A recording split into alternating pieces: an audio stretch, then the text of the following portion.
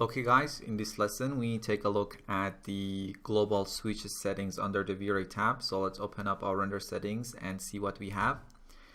As most of these options are extremely self-explanatory, I'm not going to explain each option using examples unless it's necessary. First of all, let's set the interface to expert so we can see all the parameters here. We have displacement, which globally enables or disables displacement mapping. If you have tons of your displacement modifiers in your scene or in your V-Ray materials and you want to turn off all of them at once, you can use this option. We have force backface culling, enables or disables backface culling for camera and shadow rays.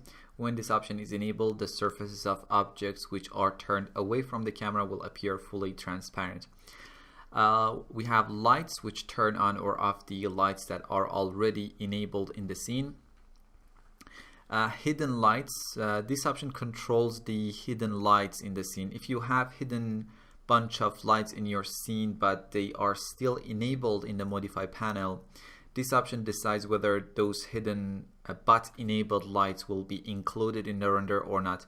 If hidden light option is enabled, those lights will be included in the render, and if disabled, they won't be. We have shadows, which enables and disables the calculation of shadows in the render. Default light controls the state of default lights in the scene. By default, it's set to off with GI when basically when global illumination is disabled and we don't have any other lights in the scene, there would be a default light to lit the scene. And if set to off, the default lights will be off always no matter what. And if set to on, default lights are always switched on when there are no lights in the scene.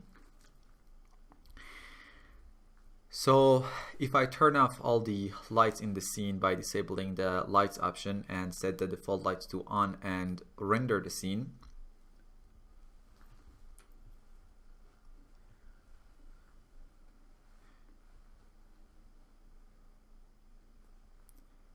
you can see even though all the lights are off, we get the default lights to lit the scene. Let me stop the render and turn on lights and set the default lights to off with GI. Show GI only. When enabled, only the global illumination or indirect lighting will be shown in the final render.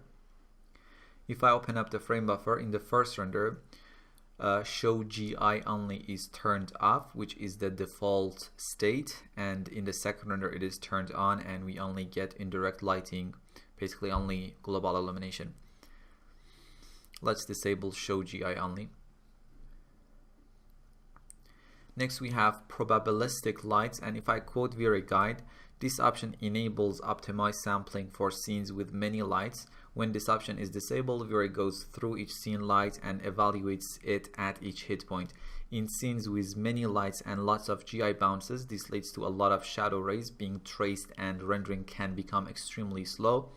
This option makes it possible to render images that would otherwise take a very long time, at the expense of possibly introducing more noise into the rendering.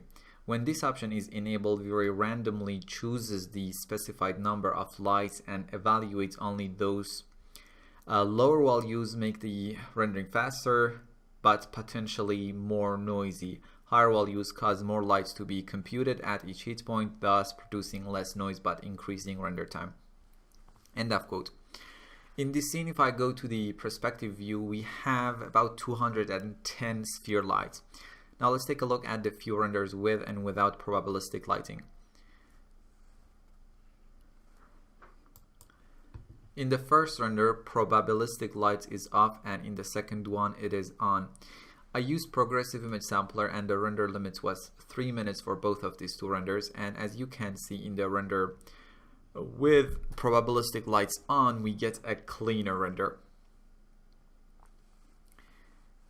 Next we have don't render final image, and we use this in the GI section, and when this is enabled, only the GI maps like irradiance map, light cache will be calculated and the final image won't be rendered. We have reflection refraction, and when disabled, neither reflection nor refraction will be calculated in the final render. Maps enables or disables the texture maps used in the scene. In the first render, maps option is on and we get our textures in the render, and in the next one, maps is off.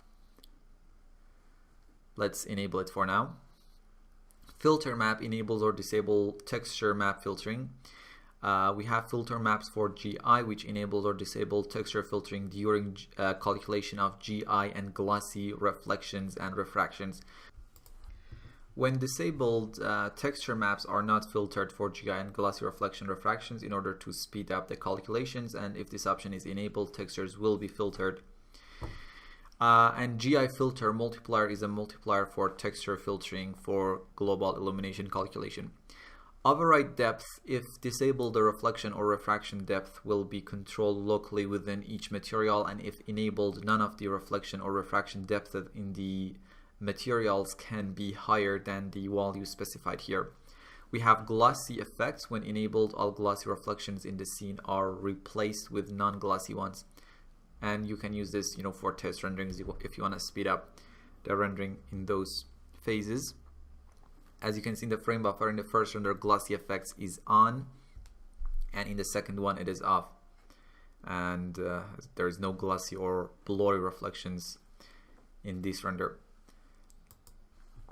Max transparency levels is the depth to which transparent objects will be traced. Now imagine if you had a leafy tree in your scene and you need a close-up shot from that tree, and leaves have a translucent material normally. You might need to increase the max transparency levels to see all the leaves.